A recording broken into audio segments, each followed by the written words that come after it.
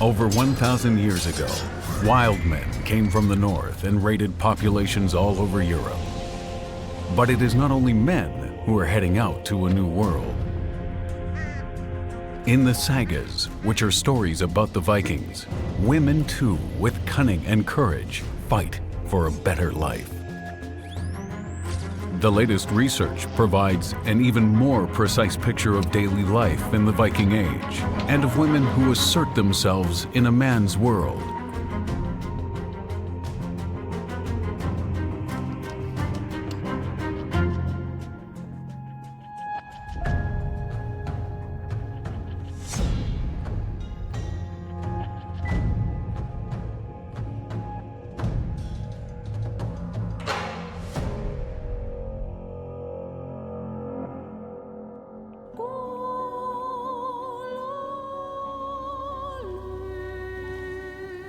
It is a great honor. Only the most important of men and very few women are buried in their boats. Almost never women. I, Sigrun, was one of them. Even though I was taken as a little girl and forced to marry a chief, I became the ruler over my own land in the end. This is my story.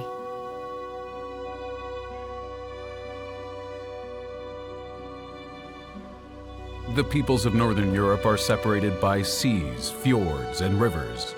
Over 1,000 years ago, the Vikings lived on widely separated farms, in isolated clans, and small kingdoms. Look at that.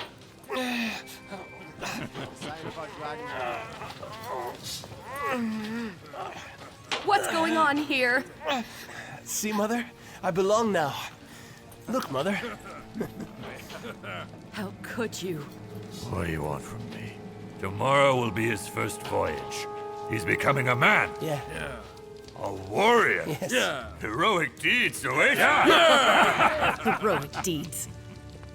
You attack innocent people and take them hostage. We are not afraid of our enemies. Yes. But your courage increases with the number of men you have. What do you know? What are you trying to say? Back then, there were only 3 of us against you. Are you calling me a coward? Oh, that's enough. Well, now you've given me something that we women value greatly. A fresh and rosy complexion. Finish it. You're still Out of my way. Women didn't really have legal rights. In any legal matters, they had to be represented by a male member of their family. But in terms of day-to-day life, as in most traditional societies, the roles of the 2 genders were quite distinct. A lifetime of running. Like a frightened animal being pursued by demons. I lost my happiness forever. Back then, when evil came. It happened in the dead of night when the Horde raided my home, destroying everything I loved. My father, my mother, my home. I became the slave bride to my father's murderer when I was only 11. The hope for a just life for my children gave me courage, strength, and an iron will. Mama! The years went by and I remained imprisoned in unhappiness, resigned to my fate. Are you coming? Yes, I'm coming. But then, everything changed. For more than 300 years, archaeologists have been looking for traces of an era which they call the Viking Age. From household to graveyard culture, each area is slightly different. But with regard to the communal life of men and women, a coherent image has emerged.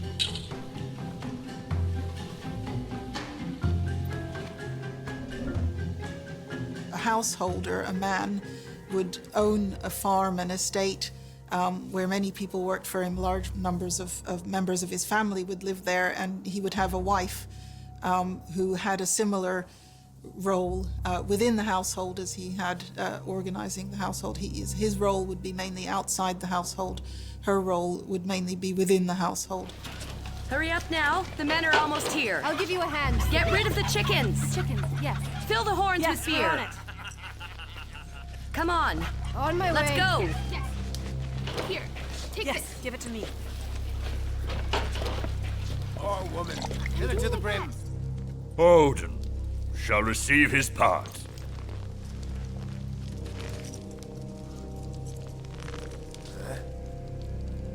My protector, you have gotten many offerings from me. Accept this gift as well. And protect us on our voyage.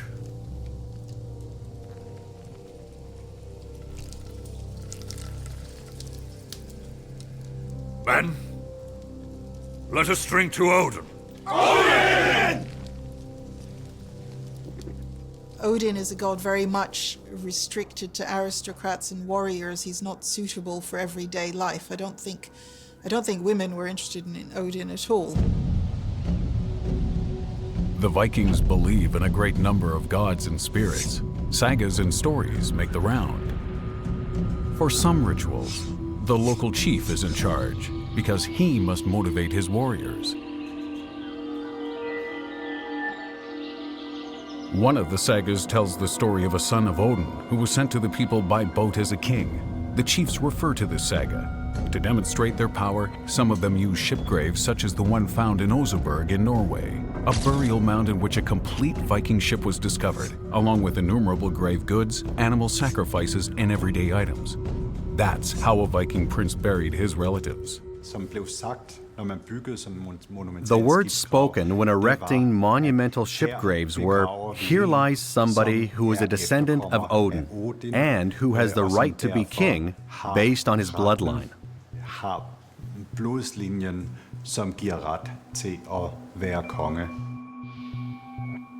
The ship graves contain mostly men, the chiefs and kings.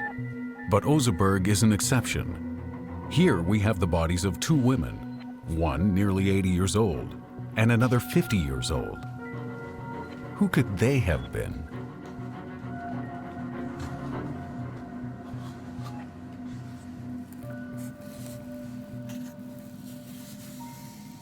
There's been a lot of speculation about is one the servant of the other? Are they part of the same family? Is it a queen and a princess, or a queen and her slave? Is it a sorceress of some kind? Is it just a very important person? Or are there combinations of those explanations? I think it is very clear that both the women in the Oseberg grave are of high status. Such powerful women were an exception. For the great majority of them, everyday life is marked by preparing food and making clothes. Winters are long, the women manage the food supplies. But in the summer, many of them assume full authority over the farm, while the men go Viking, which literally means make a sea voyage. When we hear the word Viking, we first think of the people who devastated Europe. But these people were actually peasants, some of whom went Viking in the summer. So who looked after the farm then, in Sweden, Denmark, and Norway? The women, of course, had to take care of business.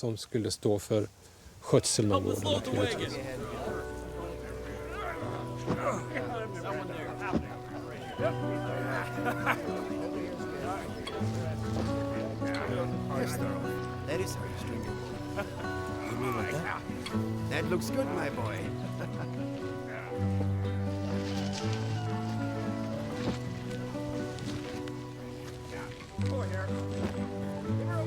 We should not part in anger. I will demand a divorce. Because of a single slap on the face? I can tolerate your beatings. That doesn't matter to me.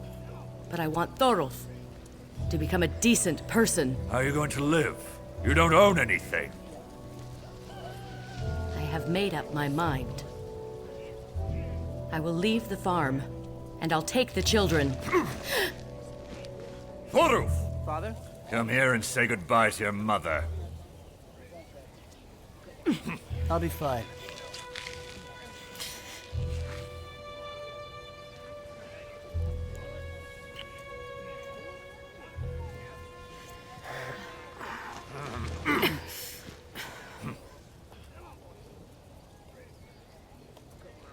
Do you want to see your son again? Then you will stay here and take care of the farm until we have returned. Oh, man! There is evidence that people could divorce and that women could ask for divorce. We have some evidence from one of the Arabic writers who visited the town of Haithabu, who observed this. And the sagas also tell of women, if they were unhappy in their marriage, then they could ask for a divorce and they could get one.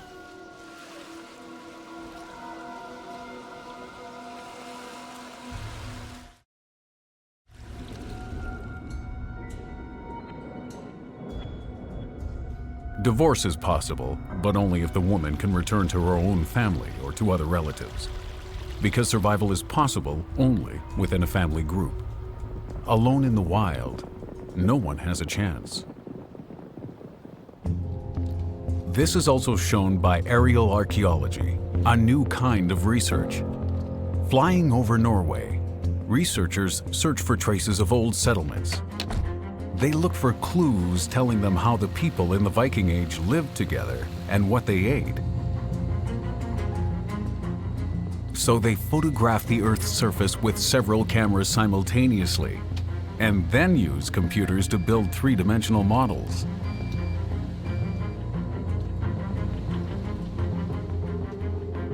For en af de store fordelene med at bruge The great advantage of airborne laser scanning for archaeological purposes is that we can use filters to remove the trees and bushes. It is easier to detect deviations from the environment on landscape models without vegetation. på bakken, for det er anomalier, altså afvig fra terræn rundt, som vi leder efter. This way, the researchers find new information about the hunting methods of the Vikings. A trapping system such as the one I have demonstrated here most often consists of several hollows in a row. Then, a herd of elks or reindeer walks over them. People simply dug 1.5 to 2 meter deep holes with a kind of fence between them. If a herd was approaching, the elks could only run over a hole.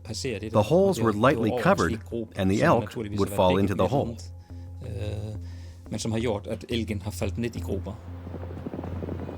Reindeer and other large animals are very valuable as a source of food and clothing for a family.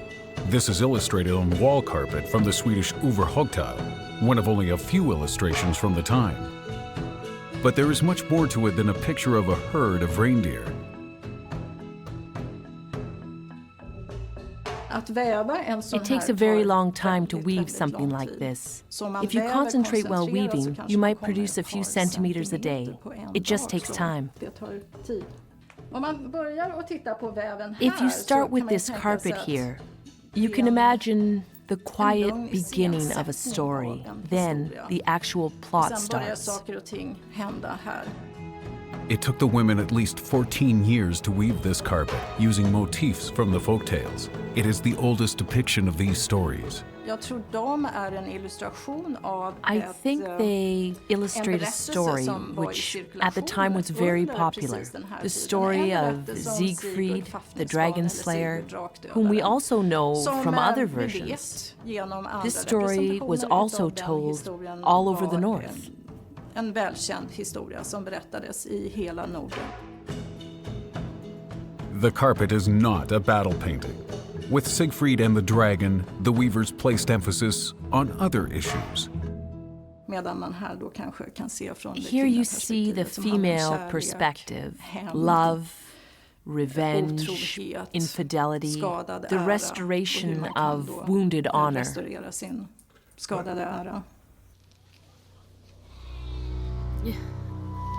Why do you look so worried? Ulf has me trapped. And he is right. Who am I anyway? Look in your heart and listen to what the gods are planning for you. I don't like what I am hearing there. There is only noise. Nothing but noise. I have to escape. And your children? I can't stand by and watch as their father brings misery on them. I can't. You have to protect them. As you've always protected them. Nobody will be there to support you. Do you really want to add to their misery?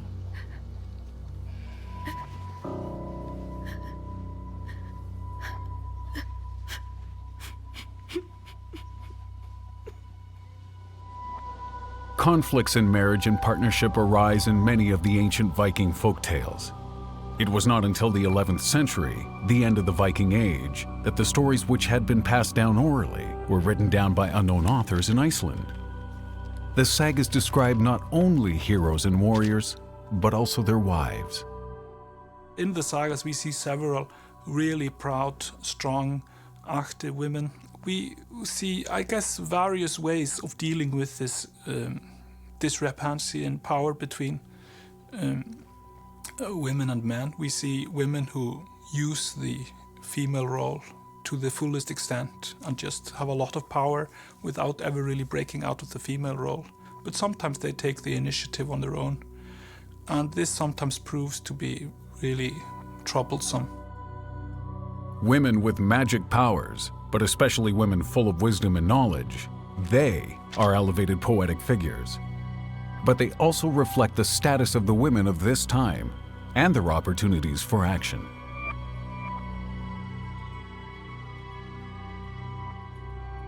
If you look at the sagas, even though they do describe a male-dominated society, in a way we have bigger and better female roles in some of the sagas than in some of the plays and films written in the 20th and 21st century. Come by the finest of leather. Silver. Iceland. Best quality.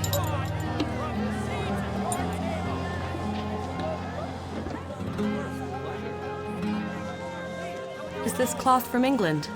Yeah. Do you like them?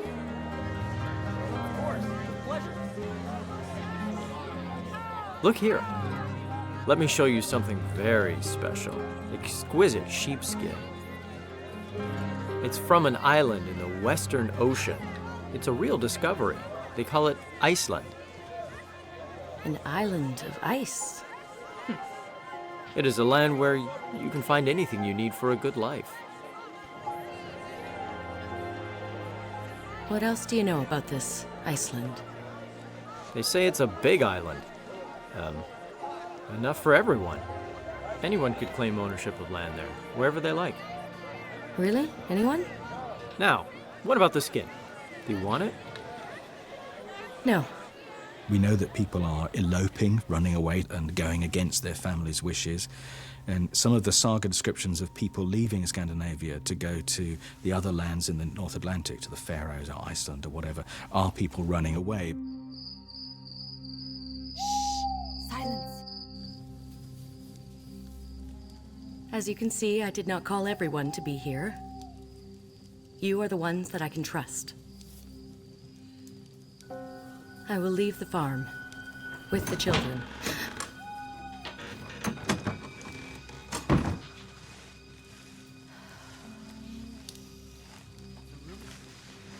I will set out to a new world. To Iceland. Iceland? I don't know such an island. Which of you will journey with us to a new world? Does anyone even know where that is? Where do we find this Iceland? In the west. They say that it is a 7-day voyage. And that there are other islands along the way. I'm sure it will be dangerous. I used to travel the seas. Dangerous? I know how to navigate a ship. I know. And I am counting on your abilities, Grim. Here we can see there are different types of slaves with a different social status, in a social hierarchy. There were laborer slaves who lived in the stalls with the cattle. There was the one with the king's deputy. And there was a wide range of slaves in between.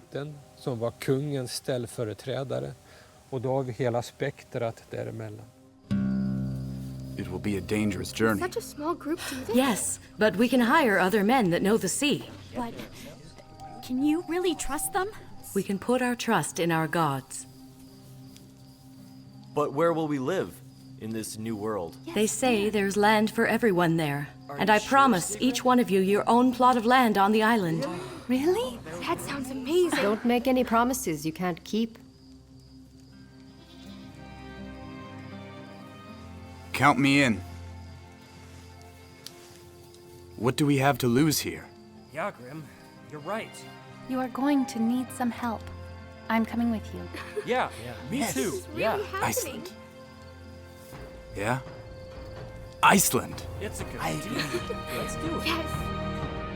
The Viking Age is marked by conflicts of the clan leaders, chiefs, and minor kings quarreling with their neighbors. Because there are still no superior authorities. In the 8th, 9th, and 10th centuries, power was not defined on the basis of territory, but on the basis of the peoples one had subjugated. If you were a particularly rough and belligerent king with a strong personality, you could gain more power. It was therefore a case of personal rule over followers, not so much over territory.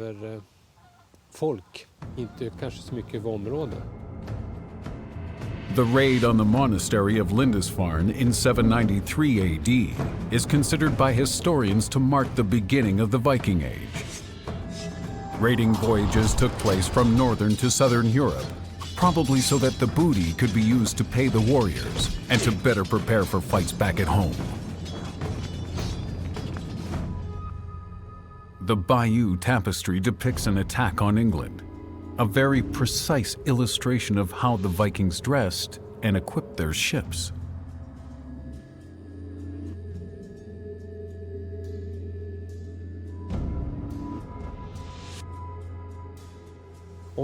If they came to a place where they could obtain wealth in the form of silver or anything else without paying for it, well, then they did so.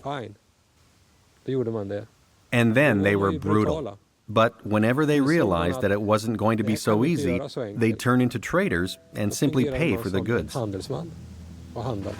coming! They're here! The boat is back. Here, take it. Hide the sail. Yes, Hurry. hurry. Yeah, I know. Stay strong, Sigrun. Children? Yes, Mother, I'm coming. About time. Thorolf is a hero! He killed 2 men with his bow! So I did. Our plunder will last us a long time. Where's Thorolf? Here, fought courageously. Who is this? This is Moda. She will share my bed from now on. Thorolf, come here. I killed 2 men with this bow. Yeah. And how are you? Leave me. I'm a warrior now. Jarl and Bildor, my most courageous men. I promised them the hands of Gilda and Thora. How could you? Never. My girls will marry men that they choose. My men will know how to please them. And now a drink! Yes! Women. Marriage seems to have been arranged by the families of the 2 people involved as in a pattern that we see from later centuries as well. These are political alliances or economic alliances. Someone wants to get control of a farm or ally themselves to an important family and get influence and so on. We taught him a lesson! This brew is excellent! Silence! I'd rather drown my axe! in blood before I let my enemies rest! Gita! Why do you look so gloomy? Go, have a seat, drink! Thora, you two, come. Let me through. You. That's enough! Calm down, woman. My men are trying to have some fun.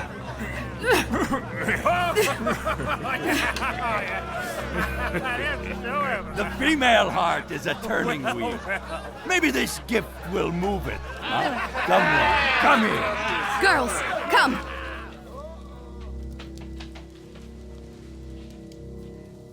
How could you? What? He's right. He's right. Gita's old enough. Exactly. She's gonna need a man. Let's trick the Kita and Yao. And Yal? Isn't that bad? I will have something to say to that. Yao's not so bad. Grim, let's go. I think it is time for the men to be by themselves.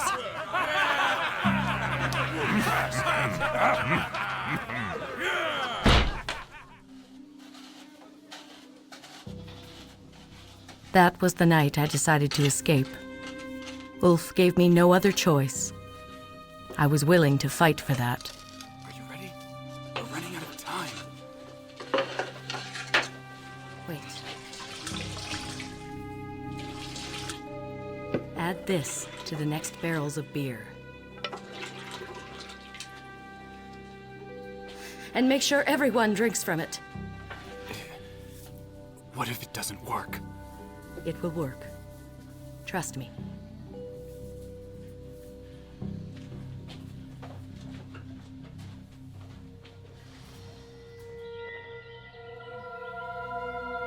It's the knowledge of herbs and healing that was widespread among women.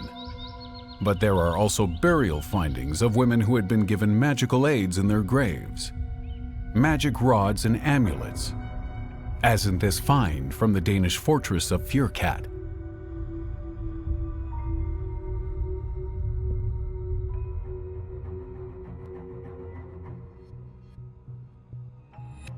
In the Swedish village of Tuna, a spectacular grave was discovered in which the traditional gender roles had been switched.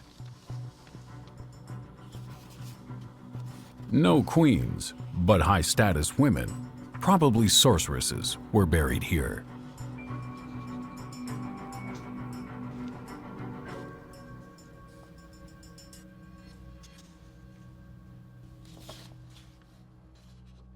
What's so special about this grave field is that the women are lying in the middle and the men are pushed to the edge.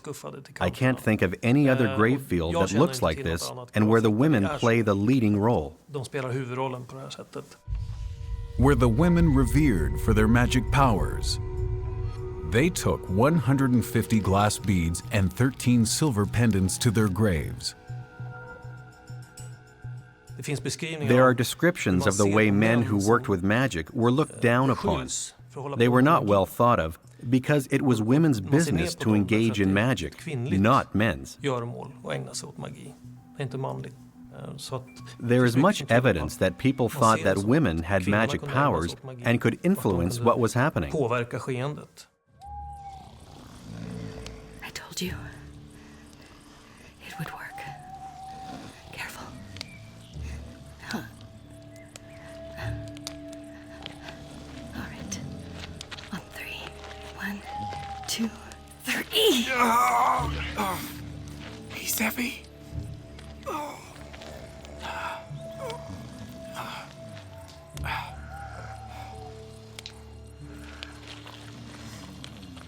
Sigrun, come on! Sigrun! It's too late. Please, let me go. Frigg, the goddess of our household, may she guide you all to a new home safely. Thank you. And now go. Go!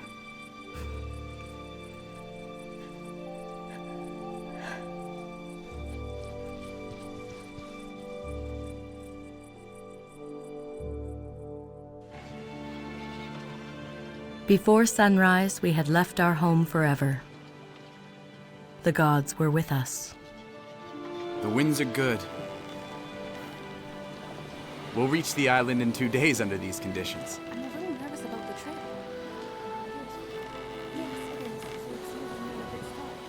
I hope the fog doesn't get worse. As long as Eric doesn't eat it all. What is that? I don't know what you mean. They're after us! Hurry and tighten the sail! Let's go! We need everyone to paddle! Give it all you've got! What do we do? What do we do?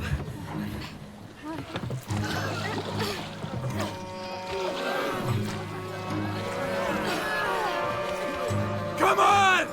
Faster! Faster!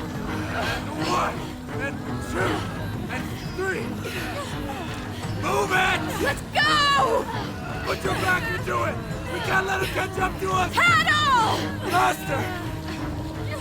Faster, men! Faster! Go faster! Come on, we almost have them!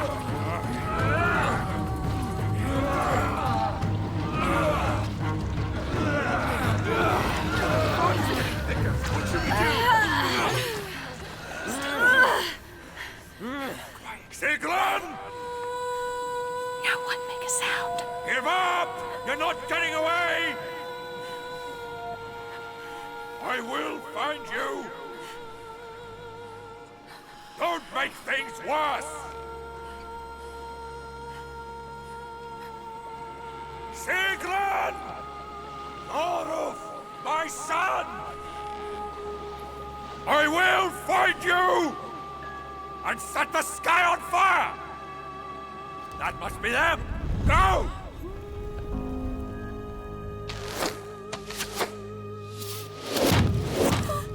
By the gods!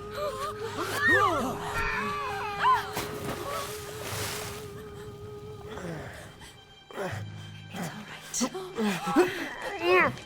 Green!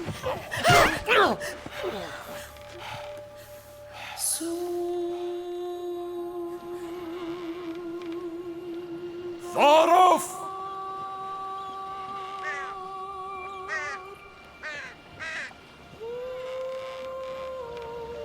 Oruf! Sigrun! Turn around! I will find you! Even if it's the last thing I do! I will find you!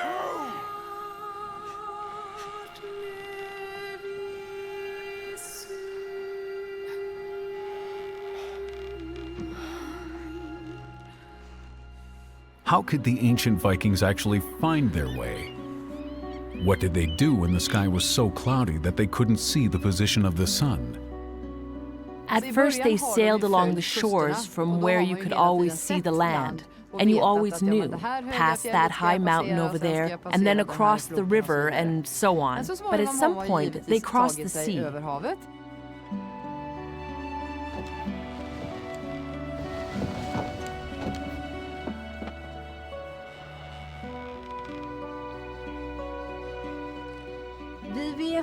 We know that there were sunstones in the Viking Age. They work with polarized light. And when you use one, they have a tiny spot here, maybe of tar or something. You hold it up like this. Then you turn it until the small spot here looks like 2 spots on the other side. Depending on their position, the 2 spots have different shades of gray. If the shades of gray are exactly the same, the stone is held in the correct position. If you can see it this way, then you know that the sun is somewhere in this direction. The first time we saw land was after 5 days. Most of our grain was destroyed by the fire. We were tired and hungry and headed towards total exhaustion. An unknown future was ahead of us.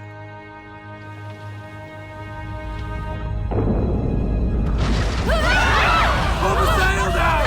Hurry! Get the paddles! Let's go! Move it! Bring in the oars! Sigrun, are things all right at your end? It's fine. Calm down! There's another one! Help me! Come on! Help me! We never should have left. The sea spirits are punishing us. Don't talk nonsense. It was just a rock. Let's go! Let's go!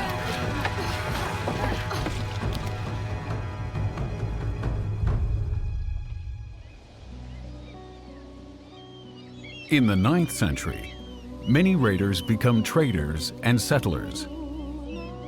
People from Northern Europe take their wives and families with them to France and Great Britain. It is not long before Scandinavian kings control the north of the British Isles. Even today, you can find traces of Scandinavian settlement, as here in York. Some of the Norsemen took up with the local women. There's an English source which complains that English girls like the Viking men because they're much cleaner than the English men. Oh, it looks like the gods are smiling upon us. It does look that way.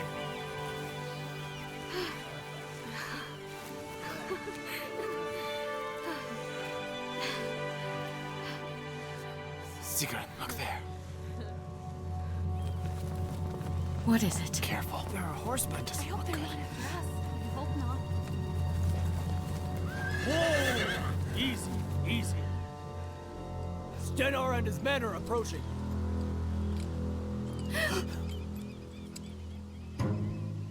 Let's get out of here.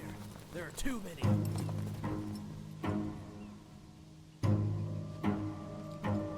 We got lost in the fog and our ship struck a rock.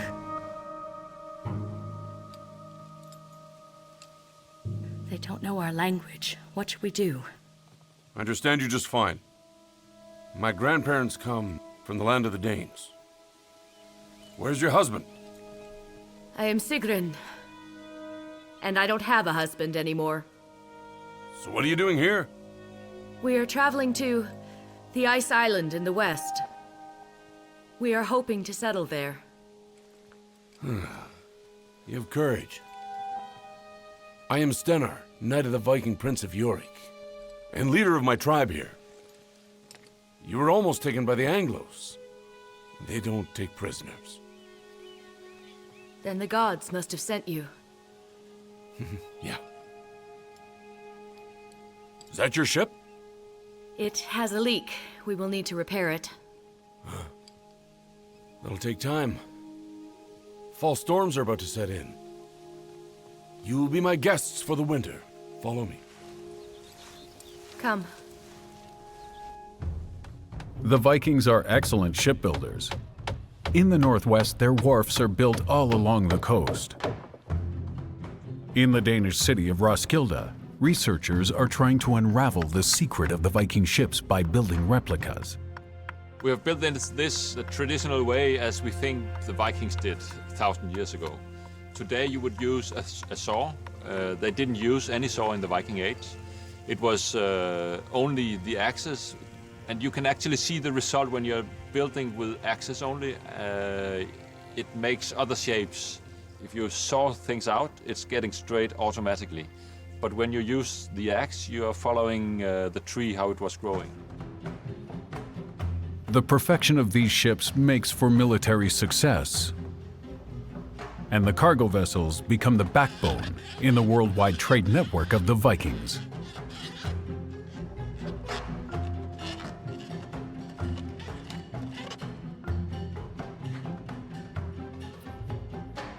When you put two planks like that, it's strong because you put the planks together like this.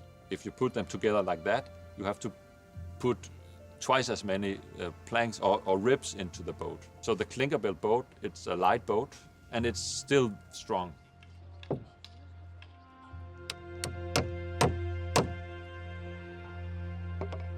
The boats from the Viking Age, they were light enough to pull ashore, and still strong enough to go on the North Sea to the big waves and big stress they have when you go out there. So I think that the way of building the lightness and the good quality of these boats, it was a part of the reason why they could actually go into the sea, out into the ocean, and go a long distance and be sure that they could go out and come back.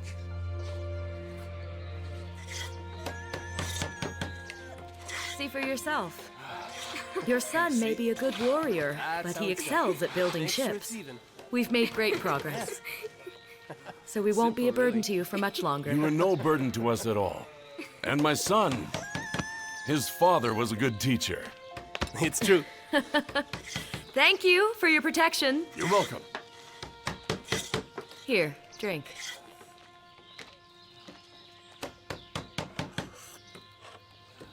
We would like to talk to you, Mother. Halfdan has something to say to you. I would like to ask for your daughter's hand.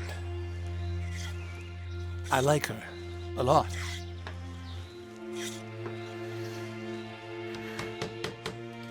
You can't be serious. Halfdan is a good choice for me, Mother. He comes from a respected family. Mother! You know Father's will. Gita was promised to Niall. Thorolf, what are you doing? I represent Father. I cannot allow this to happen.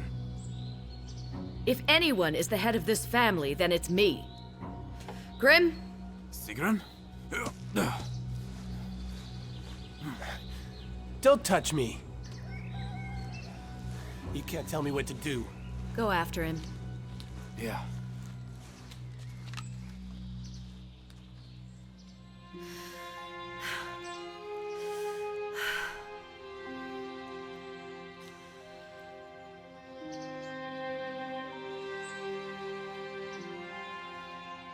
Very well. And I will speak to your father.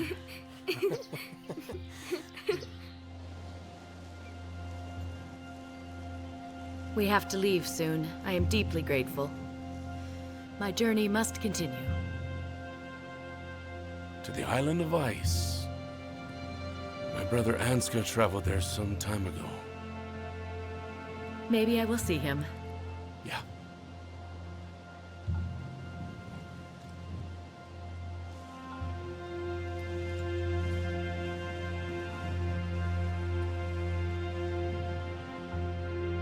From around 870 AD, Scandinavians began settling in Iceland, which until then had been uninhabited land.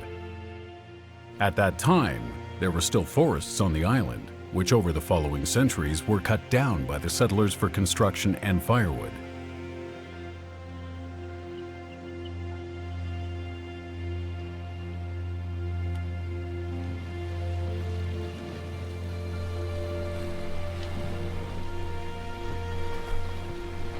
Supplies are starting.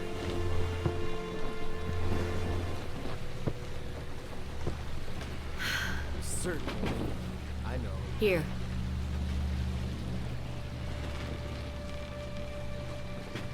You have to eat.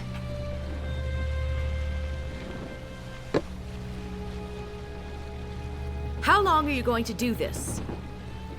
You have brought shame on our family. Well, I guess I'll have to live with that. Would you rather your sisters be unhappy for the rest of their lives? Women have to acquiesce. That's the custom. Yeah. But only if their husbands treat them right and respect them.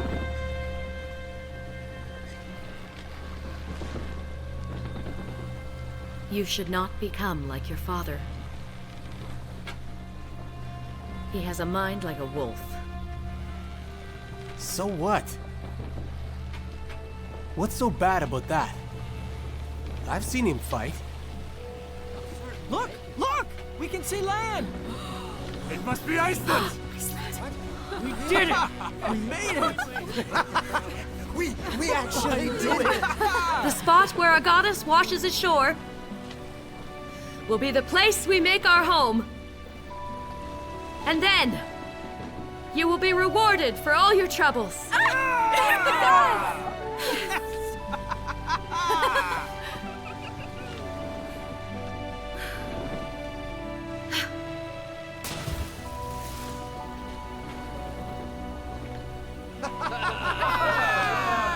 The sagas describe rituals the settlers use to take possession of the land.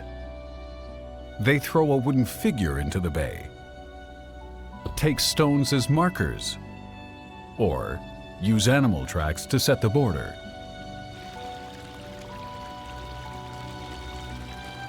In the Icelandic Book of Settlements, there are 13 women who are said to have claimed land in Iceland. There are many other women mentioned who came along with their husbands or some other family member, but these are women who are said to have come to Iceland and claimed land, sometimes with young sons, for example. So it was possible, if not always very common. I think it was more difficult for a woman to do something like that. Is it almost ready? Yes, That it looks is. wonderful. Thank you. No rush, Sigrun. I'm almost done. You need more wood? Mama, there are horsemen. Sigrun, be careful.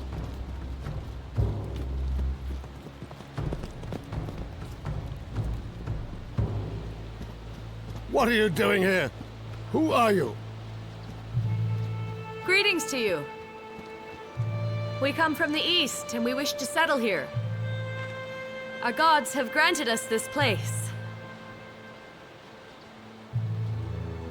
I am Sigrun, and who are you? My name is Gauta, and I'm telling you, woman, this place is already taken. Whaler Bay belongs to Ansgar, our chief. I have scouted this area, and it seems that no one has settled here. Hey, watch out! Help! No! Sarah! No! Get out of here! If your camp is gone by tomorrow, you will see the child again.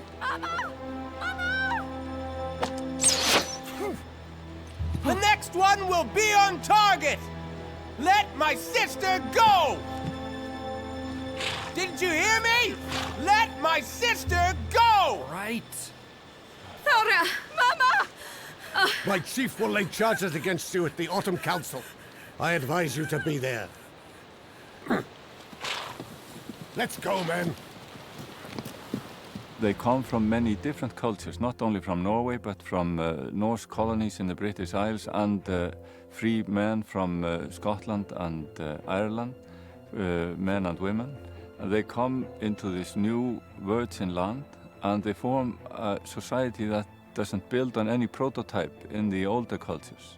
So in a way, it is the first new society, as we then later get in North America and Australia and so on, where people come and do something different from their home countries. The greatest invention of the Vikings is the Thing. It's the high point of the year. A gathering that was a court and a parliament at the same time. Women could bring forward their problems if they had a male advocate, their husband, brother, or son.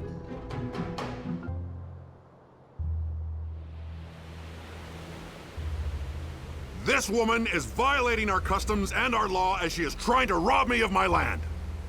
I accuse her of disturbance of public peace. May the gods punish you. All I ask for is a piece of land to call my own. We also were not aware that you had claimed that land, Ansgar. I meant to announce it during this council. Do I have to explain myself?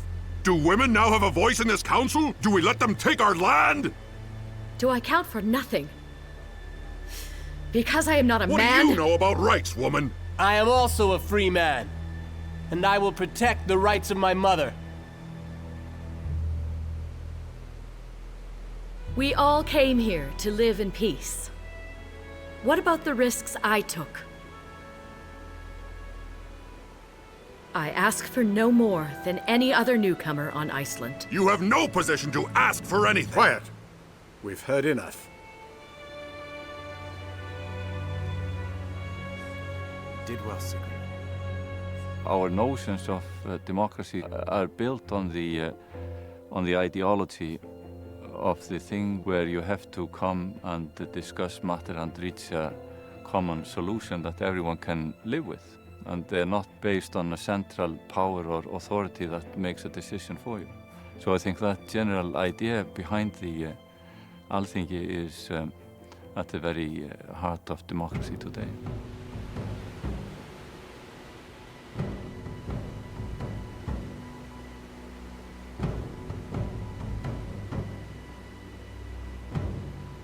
It's said that our land must be cultivated by the law.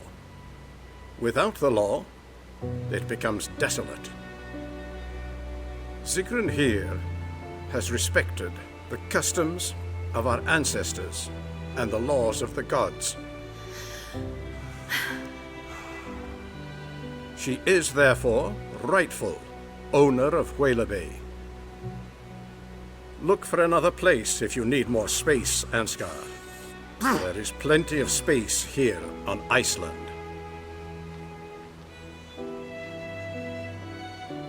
Welcome to our community. Thank you.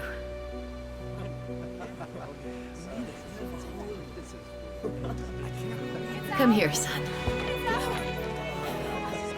That little boy has grown into a courageous man. I have a fearless mother after all. I thank you.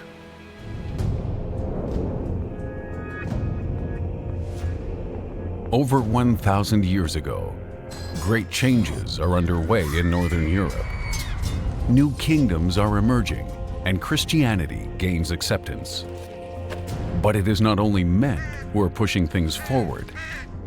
In the sagas, which are stories about the Vikings, women too, with cunning and courage, fight for a better life.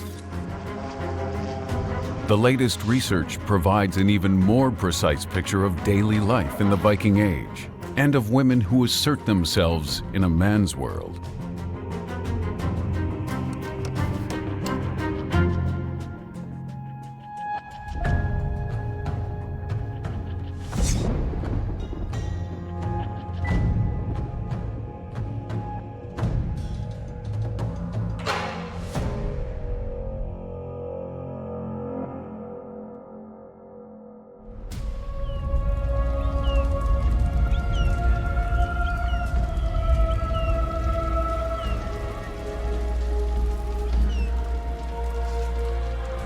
This is the end. My home is gone. I, Jova, escaped and survived. This is my story.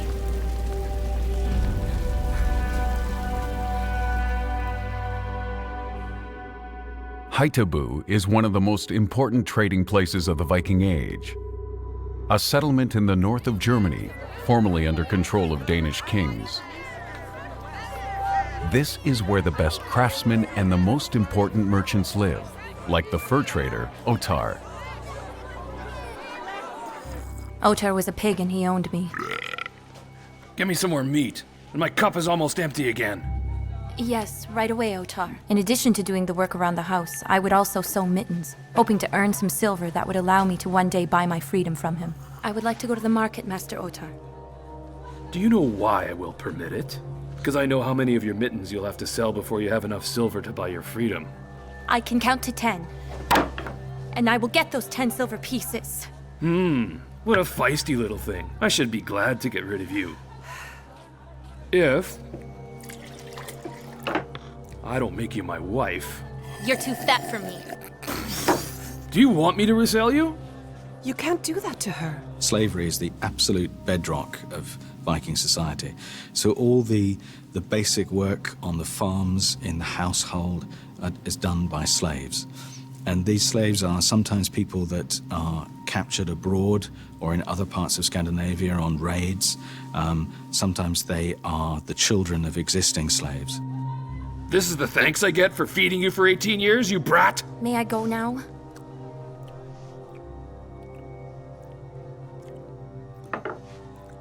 Let her go, Master Ottar. I will stay with you.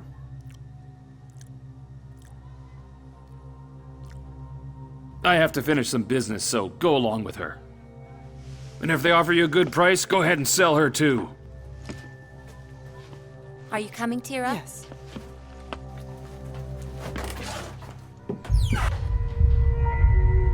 The trading center of Haithabu has left many traces behind.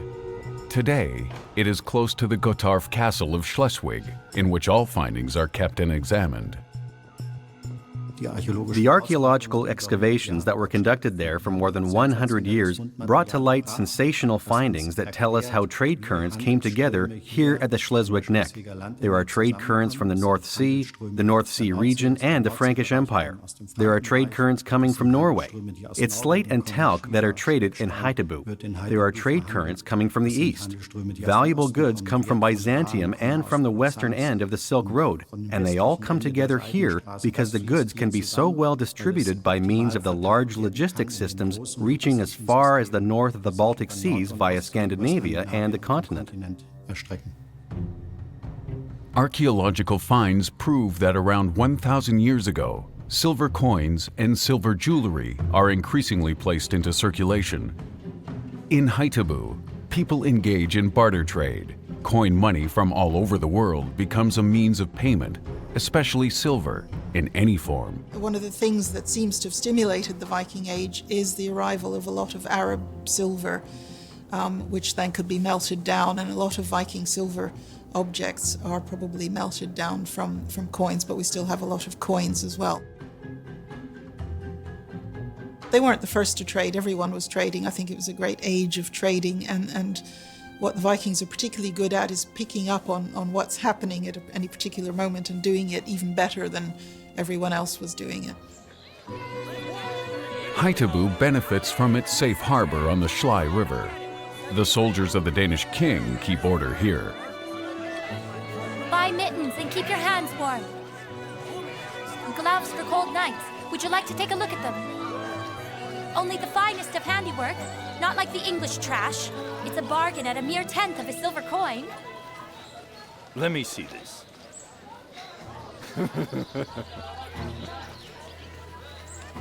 How do I look, your lordship? Like a complete idiot, my lord. So, are you going to buy them? Pay for these dregs? What for?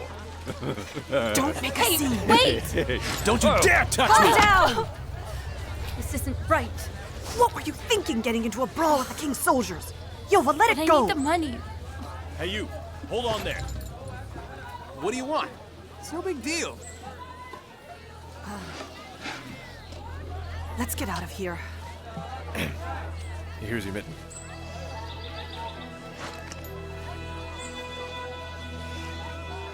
You're here almost every week. I've seen you around. So why haven't you bought anything? And one of the things that you see happening during the Viking Age, it's one of the things that makes the Viking Age different from what came before, is that you have the rise of kings, of kingship, and the growth of kingdoms around them. The Haithabu region is particularly important for the Danish king. Archaeologists found the remains of a giant rampart that was established at this junction of trade routes.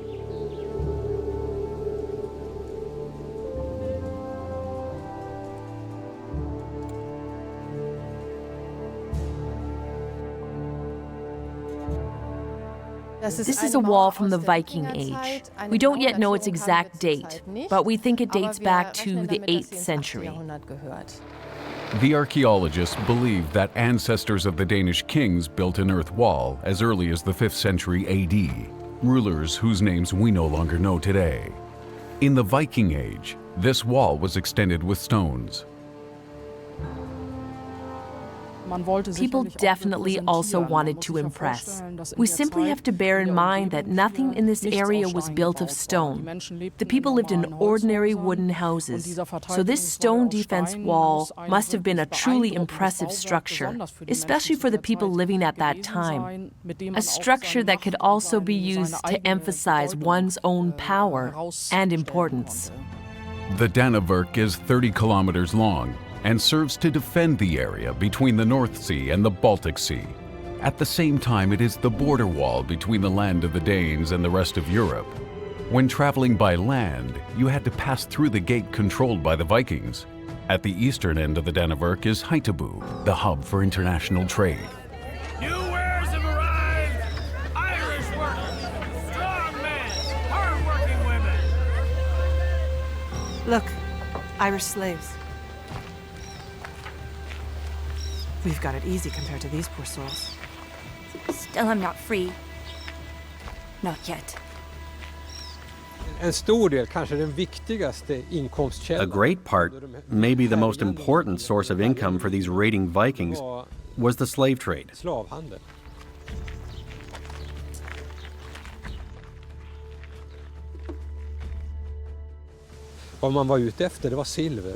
What they craved was silver, so they simply took slaves. For example, they traveled to Ireland, devastated a village, and took the people as hostages. Then they waited until the hostages were redeemed, and they would get silver for them.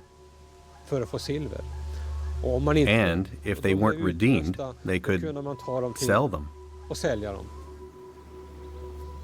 The slaves are like cattle, completely at the mercy of their owners. But how does this rune stone fit in with this? Close to Stockholm, a slave named Tollier recalls a Swedish king who died. The rune stone settles the estate, for, as you can read here, Tollier married the Queen Gula. Written by Tollier, the king's slave in Roden.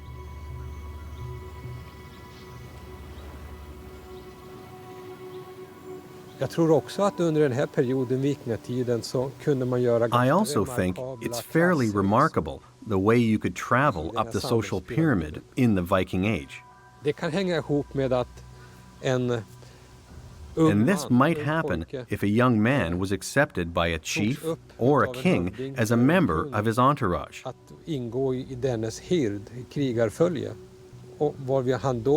As a result of which, he would rise very high on the social pyramid. He was close to the king and moved in his circle.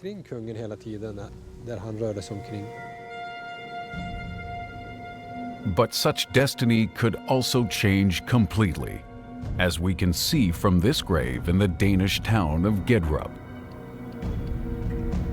Apparently a slave was buried together with his mistress here.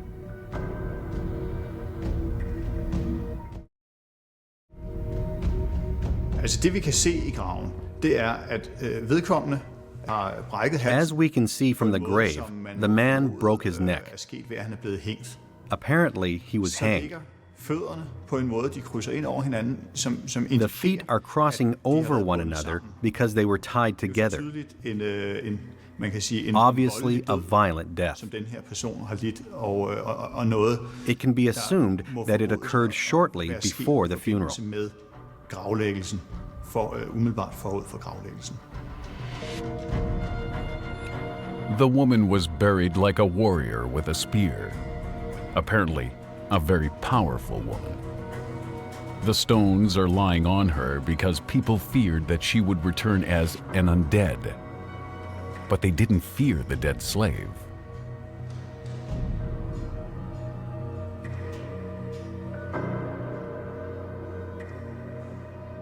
There's a folk belief, a popular belief, this everyday communication with the powers around you that influence your life that continues for a very long time after the nominal introduction of Christianity. So people are going to church and they're worshipping God and they're singing hymns and making their prayers. And then they're going home and putting a bit of butter on that stone outside the house for the elves. So we see this double world going on for a long time.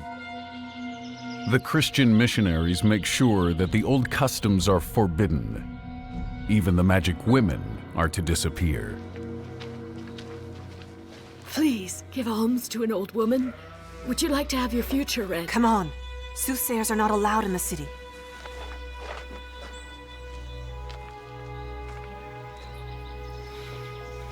I thank you. Tell me, please. Will I be able to escape slavery? I can see it.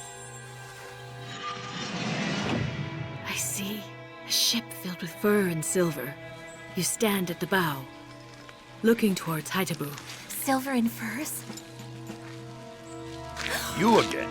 Are you causing trouble with your superstitious chatter? Aren't you the girl with the mittens? Leave her alone! Hey! Are you starting trouble again? We might have to take you too. Let her go! We are servants of Master Otar. Otar, the fur trader. We had better not find you with this witch again. Come. Please don't. Come on. May the trolls get you! When we talk about it today, we talk of a process of Europeanization, of how Scandinavia adapts to the rest of Europe. That occurs during these centuries. Christianization is definitely the most radical change that has occurred in the North.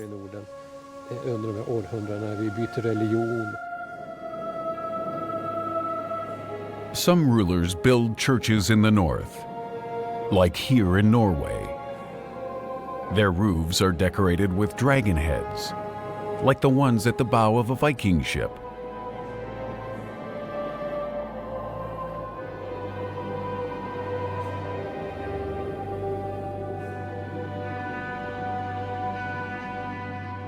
Of course, one of the reasons for becoming Christian is in order to interact with the rest of the Christian world. So in order to trade with Christians, Vikings had to make at least a preliminary commitment to Christianity. And some of them may have decided, oh yeah, well, you know, I might as well go all the way and become Christian.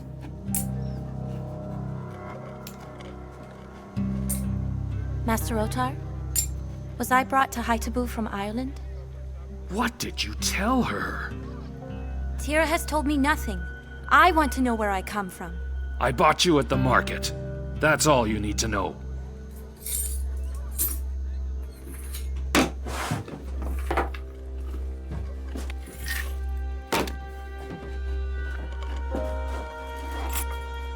I want to take a bath after Holy Mass. Let Jova prepare it.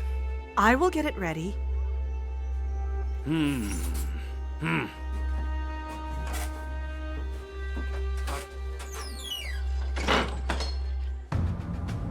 Initially, the new and old religion coexist in Haithabu. A business-minded blacksmith has left this casting mold, which he can use to make either a cross for a Christian or a Thor's hammer for someone else. To take the decision to become Christian is one thing. To live a fully Christian life with a full network of churches, priests, going to church on Sunday, baptism, marriage, funerals, it takes a long time to build that up, and I think all of that took quite a long time. It's been argued that in Iceland it took something like 300 years before the country was fully Christianized in that sense, in the organizational sense. Christianization and increasing power of the Scandinavian kings go hand in hand. The Danish king Bluetooth was the first to be baptized. At the end of the 10th century, he wants to unite Denmark into one nation. Bluetooth changes the burial traditions. Up to now, princes and kings have themselves buried in graves surrounded by such stones. Symbolic ships made of erratic boulders surrounding the gravesite. King Bluetooth wants to pick up, surpass, and end it for his parents Gorm and Tura. Their graves are set up in Jelling, in the midst of the Danish mainland.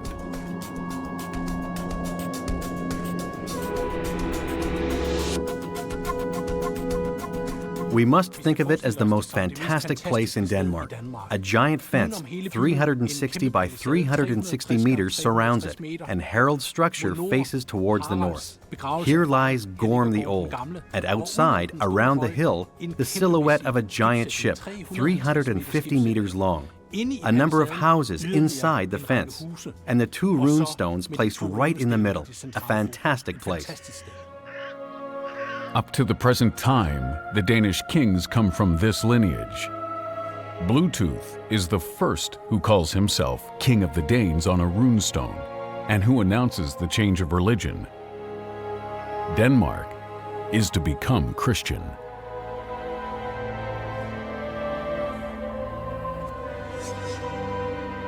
Den store skibssætning er The great ship burial is the last twitch of the old religion. When Odin and Thor were still active, people thought that if someone was buried in a ship, the dead person underground could talk to Hel, queen of the underworld. And after the conversation, they'd sail to Valhalla, the Viking heaven. The large ship in Jelling is the last of the old heathen Viking boats used to take the dead from this world to Valhalla. Bluetooth himself is laid to rest in a Christian church in Roskilde. Today you will find a church there, where all of his descendants to this day have been buried.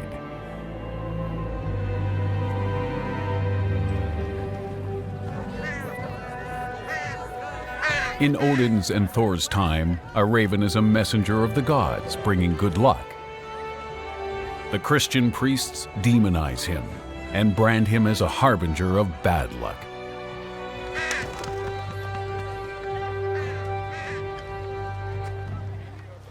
Here. There it is.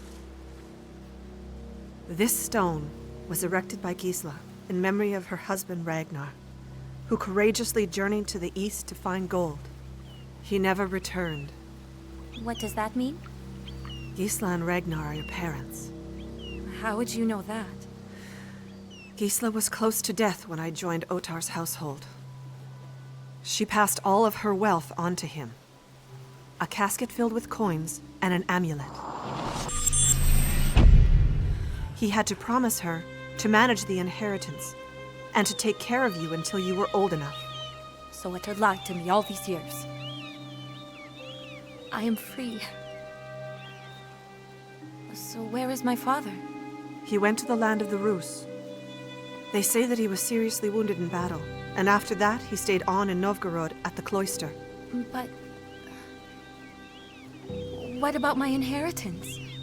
You have to be able to prove that Ragnar is your father. That's the only chance you have. Where is Novgorod? I have no idea.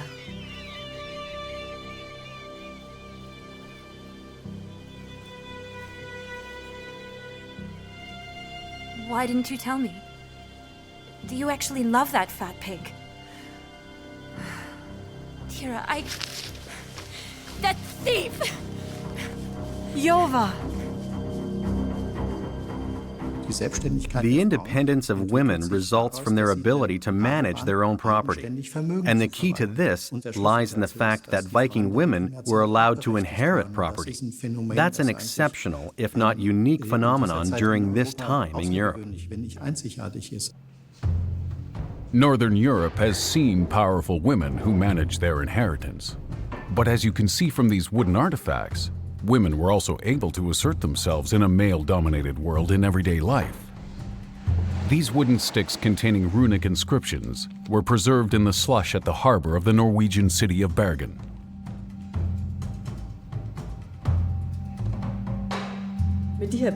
We actually found 700 of these sticks. That's why we know that even some ordinary people were able to write. Many of the inscriptions on these sticks are in the form of what we would call text messages today.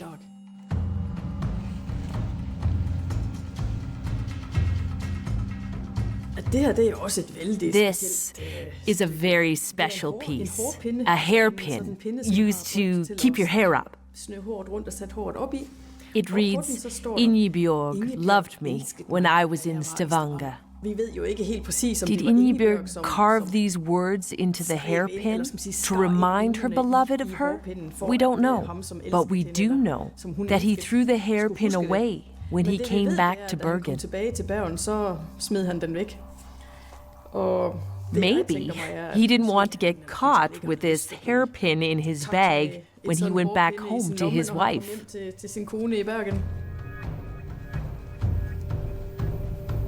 There is a really funny inscription on this piece of wood. It reads, Gaida says you should go home. Well, that ignites your imagination, doesn't it? You can imagine Gaida's husband getting drunk in the inn, and now she thinks it's about time for him to come home.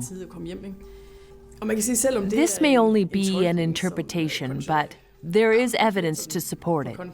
If you turn this piece around, you can see something written on it in a different style of handwriting, under someone else's direction, as it were. There's something unreadable scribbled on it, runes that make no sense. So maybe Gyda's husband doesn't want to go home just now, and wants her to stop interfering, but never mind.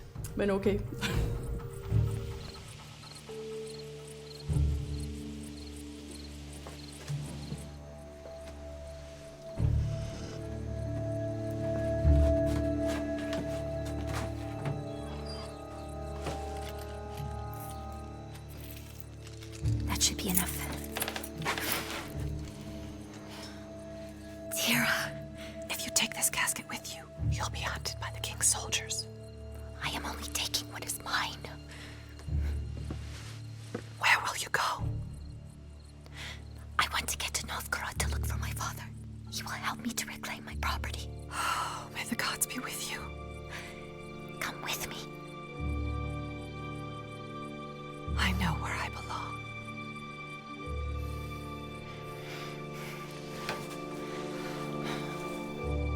I know we'll see each other again. Take care of yourself. I promise I will. Quiet. Yes.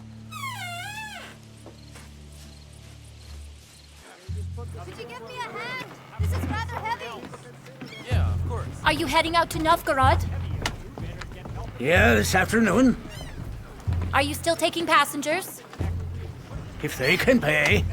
Yeah, I have money.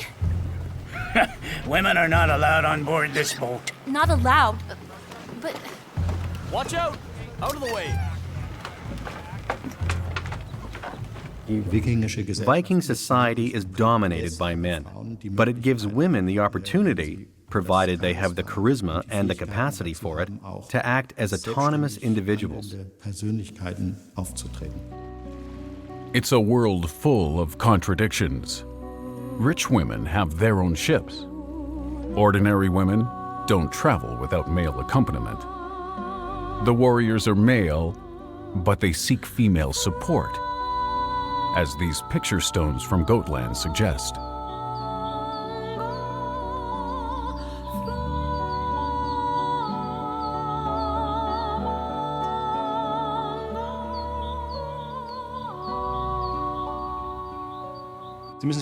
You should bear in mind that the picture stones were originally painted in colors.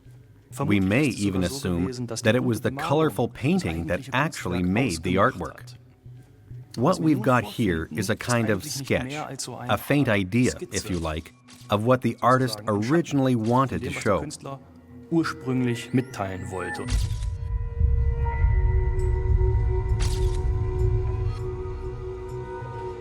The stones depict warriors returned from battle, who are greeted by women in the afterlife holding drinking horns. They are called the Valkyries.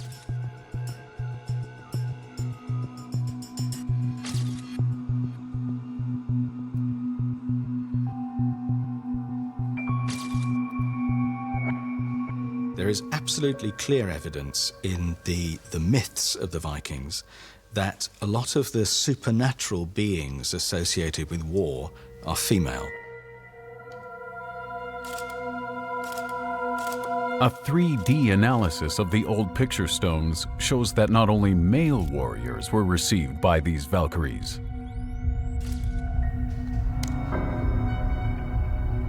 The stone found in Grotlingbo also depicts a scene of welcome.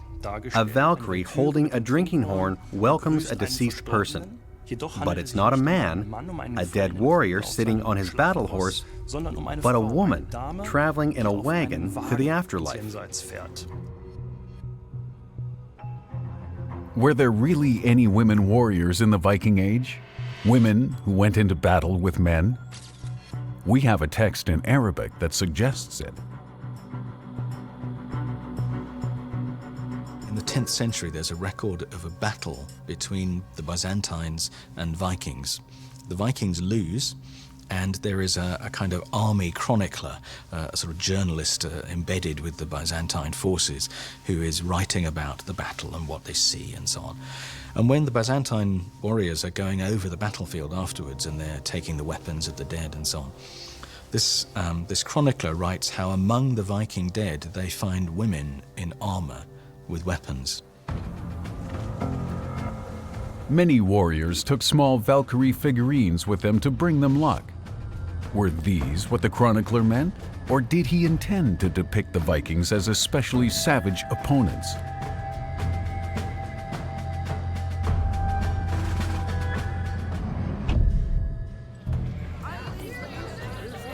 In the male-dominated society, women had career opportunities, but it isn't likely that they went into battle.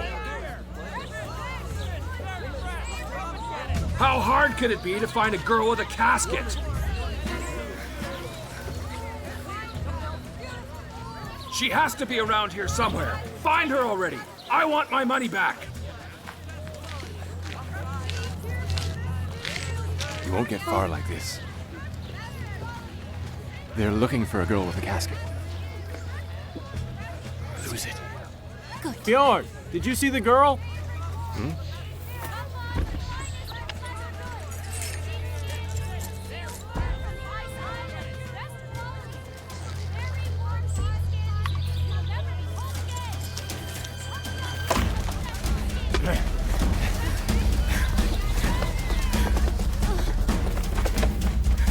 Why are you hanging around the harbor? Are you crazy? I want to get to Novgorod to look for my father. Certainly can't stay here in Haithabu.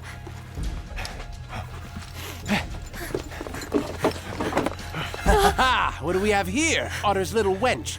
Hey, Bjorn, are you protecting this lying little thief? Did she promise you her virginity? I was the one who found her. The reward is mine. No. We'll share like brothers, like in the Bible.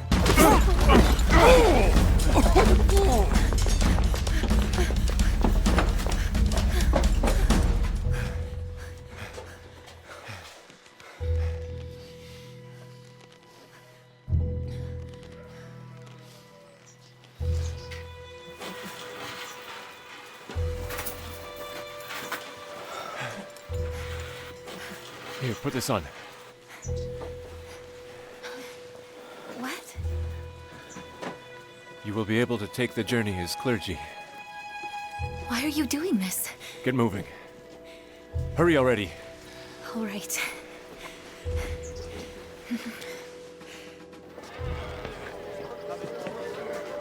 Hey!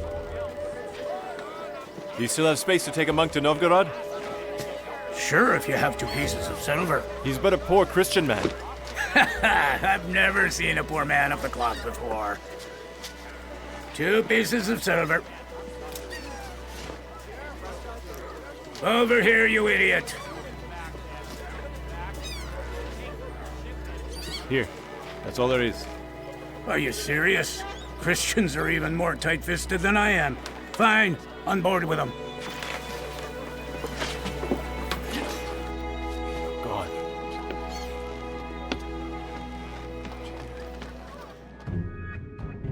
Archaeological finds allow us to reconstruct the trading routes of the Viking Age. Trade flourished only in the summer, when it was a good time to sail ships. Their map is pretty big. That doesn't mean that they started at one end and went all the way to the other end. They kind of stopped along the way. In the east, they went down the various river systems through what is now Russia, as far as the Mediterranean. We know that for certain, and that was mainly trading activity. There was also some settlement and raiding. In the west, of course, the nearest places, the British Isles and the northern part of the European continent, there was trading, raiding, settlement. That was an obvious place. I think they started there, really. Those are the closest areas. And then in the far west, they went across to the Faroes, Iceland, Greenland, and North America.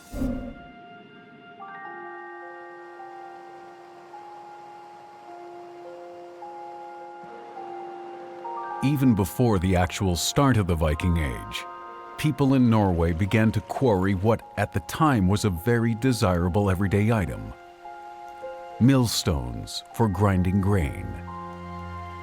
Even now, you can see the traces of a gigantic stone quarry that supplied the whole of Europe for 500 years.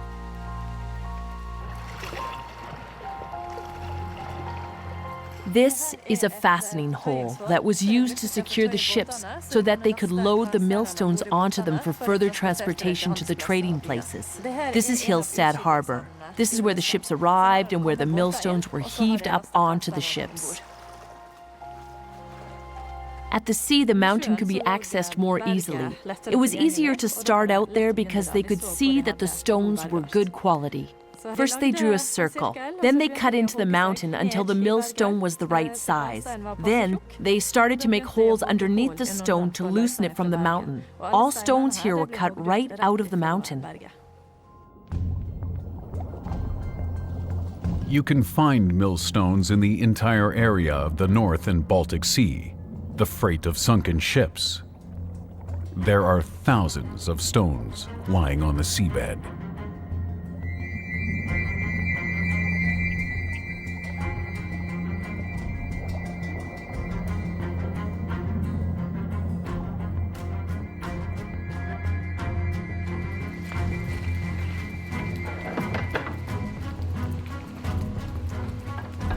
About 500 millstones were found here, a ship that sank off the coast of Bergen. Nothing remains of this millstone transporter except for these stones. The cargo weighed around 13 tons, but people were able to transport heavy cargoes like these as early as in the Viking Age. To grind the grains are placed into the eye of the millstone, and then you have to turn it. This was done by women every day. It's a bit hard before you've come up to speed. After that, it's easy. In the Viking Age, this used to be a household item. Each household would have its own mill. The sagas describe women who escape this daily life. Dressing up like a man is a ruse that turns up in several stories.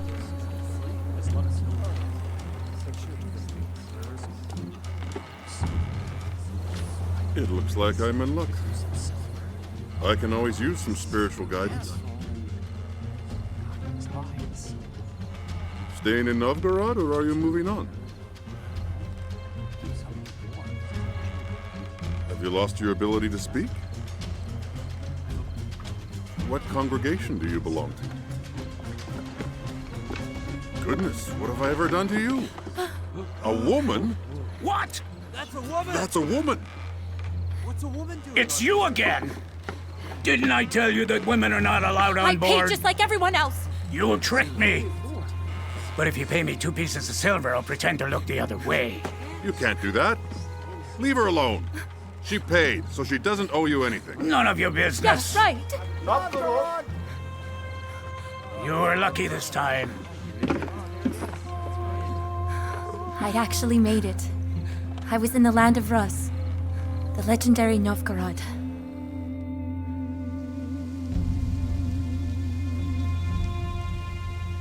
Today, the old Viking fortress has completely disappeared.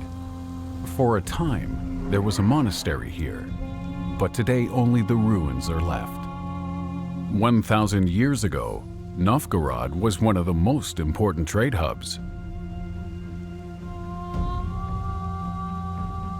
The Vikings reached Lake Ilmen from the north, the first hill on their way which they considered safe and suitable for habitation was the one here on which the Rurik settlement was founded. It was a place where the old trading routes had crossed, and they had a kind of customs house. That's what the findings suggest, and a large place where all of these affairs could be regulated. Rurik is considered to be the ancestor of the later Tsars, and this is why today a memorial stone commemorates the founding of Russia at this place by a group of Vikings. Rus is a word meaning rowers. Later chroniclers wrote down this story. Rurik, with his entourage, his family, and his court, means that the Scandinavians did not come alone but were accompanied by their wives and children. And in fact, this is what the findings suggest, that there were Scandinavian women here as well as men. At first, there are only about 200 people living here, creating a bustling trading post at the foot of this hill.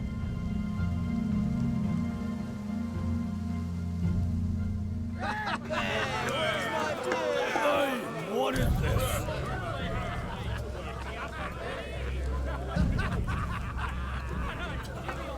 If Christians want to stay here, they have to pay double. Hey, Vigdis, where's my Shut your beer? trap, Olnofer, all right? Why are you here? Hey. A girl! Go of me! Ooh, lovely. I'm sure you'd want her to work for you. You'd like that, because Vigdis is already a little rotten. Old mare, but she's still in fine form.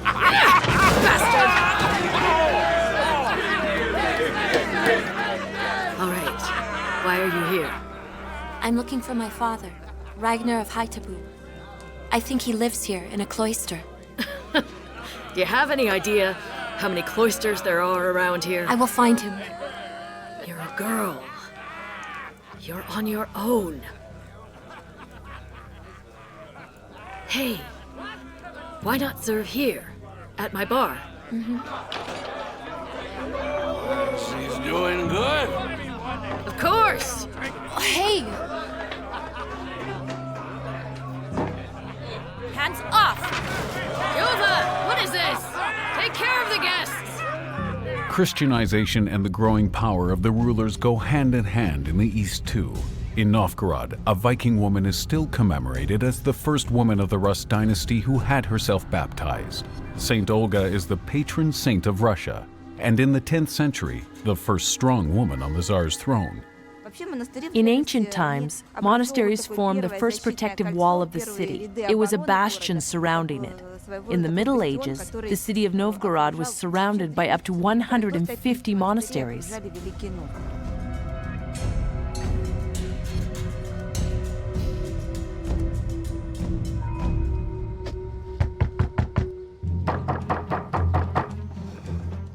Ragnar?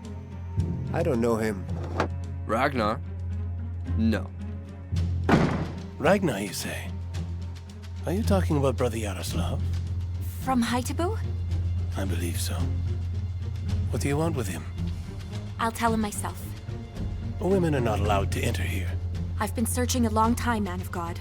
I'm not gonna stop when I'm right at the doorstep. Very well. We'll make an exception. Follow me.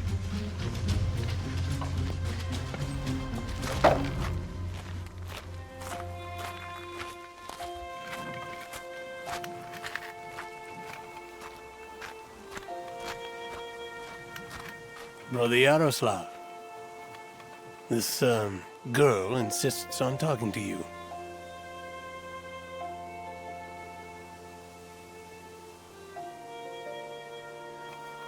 I'm not expecting visitors.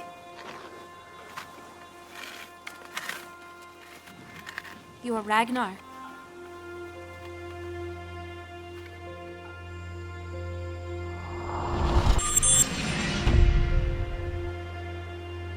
Gisla's amulet.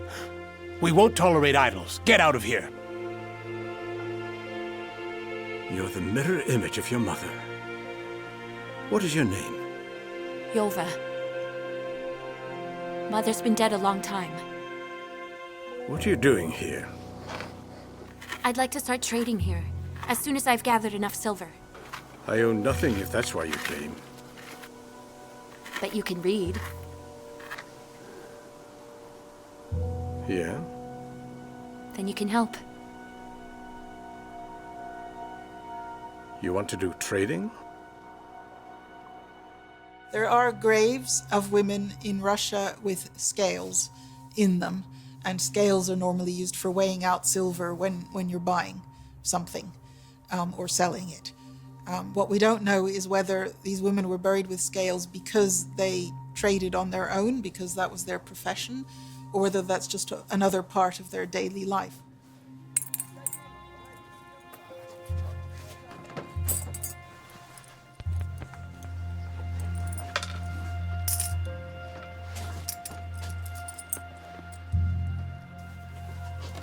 Do you like these skins? Hmm. For 50 silver mark, you'll get 30 marten skins, 50 mink skins, 20 beaver skins, and 10% profit share on the next elk hunt. 10%? Last time you said 15. Well, I would hate to do business with someone else. I can't do more than 10.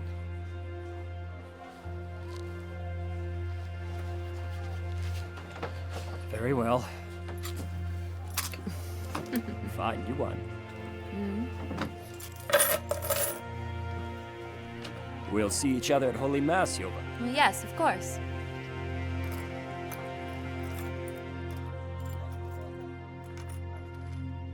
There's some suggestion that Christianity was attractive partly because the Virgin Mary offered a kind of role model, a very important figure in Christianity, particularly in the slightly later period for women.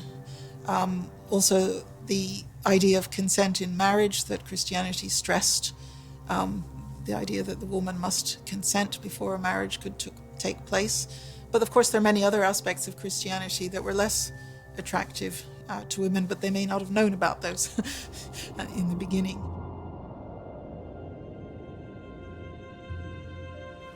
Et ne nos inducas in tentationem, sed libera nos a malo.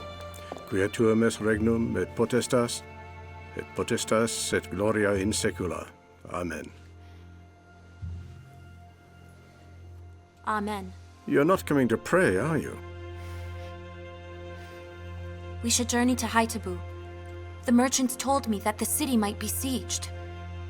I want to collect my inheritance from Otar. You don't have enough? Don't tell me you're undertaking this strenuous journey just for a little bit of money. Father, there are good people there as well. I also want justice. He's in charge of justice. You have to come along, as evidence that I am your daughter. Please. It will be difficult for me to return to that place.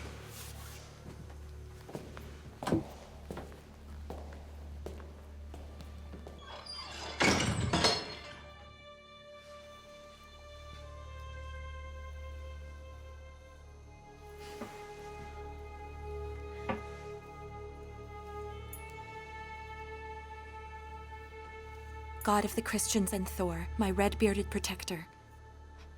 Please hold all your hands over the lovely Tira. May she not suffer any harm.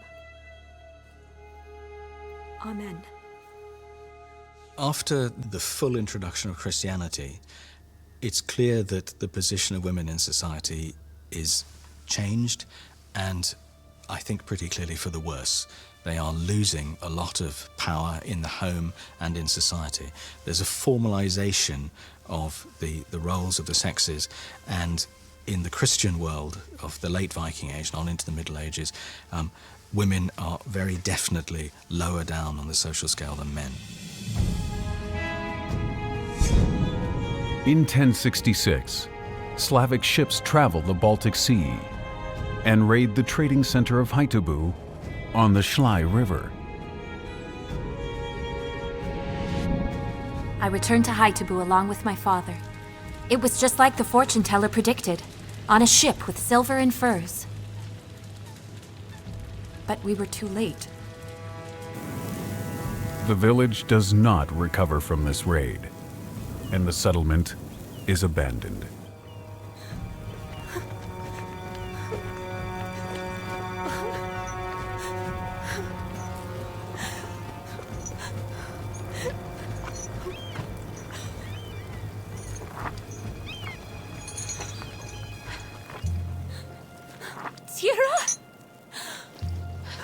Jova! Jova! Jova! Hey, you! Get away from there! I want to buy one of the prisoners. This woman here. And what if I don't want to sell this one? Name your price. Well, if she's that important to you, 20 silver marks. Good. On the other hand, now that I take a good look at her, I might not want to sell her. For 30 silver marks, you can take her with you.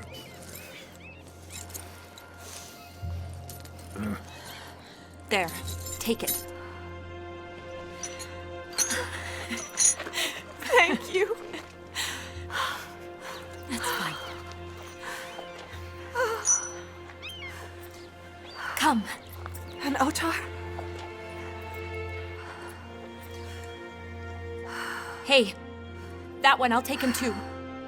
20 silver marks. Thank you. Looks like you're in luck. I will never forget this, Jova.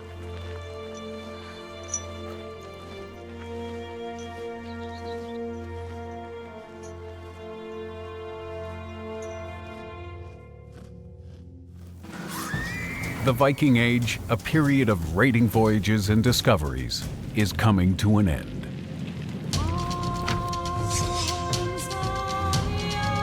With the destruction of Haithabu, the largest Viking army of all time sets sail for England. The Norwegian Harold the Ruthless wants to conquer the British Isles. There's a good story as the two kings are approaching each other, and the story goes that King Harold of Norway looked at the English king and said, he's quite small, but he stands well in his stirrups. So he obviously respected his opponent. Whereas the English king said, I'm only going to give as much land of England to Harold of Norway as his length is. So he's going to give him a grave, and he did. And Harold, the hard ruler, was killed here. The survivors retreat to the north. The Viking era has come to an end.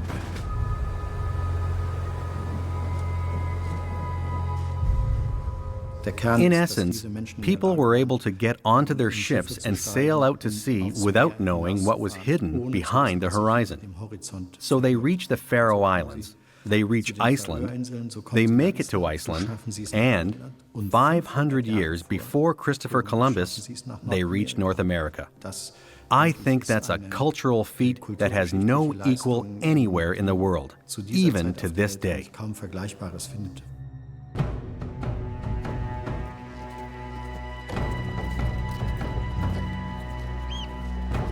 Haithabu was destroyed.